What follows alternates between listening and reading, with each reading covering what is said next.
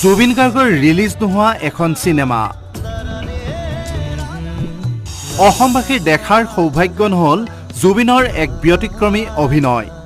shooting সম্পূৰ্ণ হৈও release নহল ইউ আৰ নট মাই জুলি সংগীত জগতত অম্লান কৃতিত্ব ৰচনা কৰি থৈ যোৱা জুবিন গাৰ্গে কেইবাখনো ছবিত অভিনয়েৰে দৰ্শকৰ মন জয় কৰি থৈ গ'ল সকলো ছবিতে অভিনেতা হিচাপে সম্পূৰ্ণ সফল নহলেও দুখনমান ছবিত অভিনয়েৰে জুবিনে প্ৰমাণ কৰি থৈ গ'ল তেওঁ অভিনেতা হিচাপেও আছিল অনন্য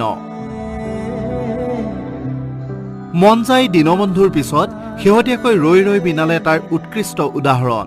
সময়ক মই আটাইতকৈ ভাল কৰোঁ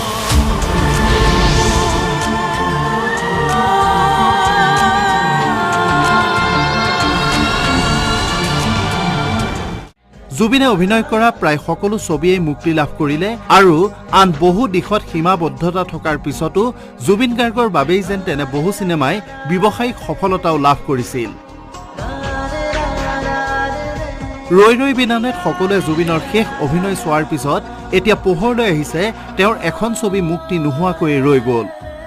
ইউ আৰ নট মাই জুলি নামৰ সেই ছবিখনৰ প্ৰযোজক আছিল এতিয়াৰ বিধায়ক ভাস্কৰ শৰ্মা আৰু পৰিচালনা কৰিছিল এম মণিৰামে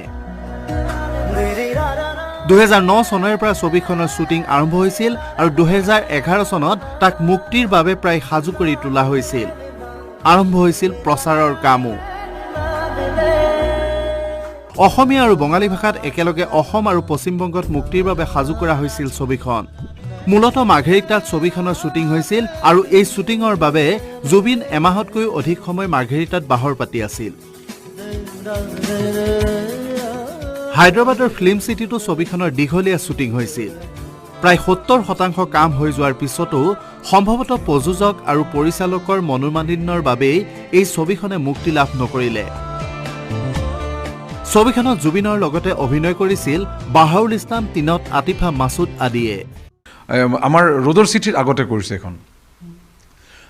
আমাৰ ৰ'দৰ চিঠি যে জুবিন আৰু পাপন একেলগে কৰিলে তাৰ আগৰ ছবি এখন গতিকে মই ভাবোঁ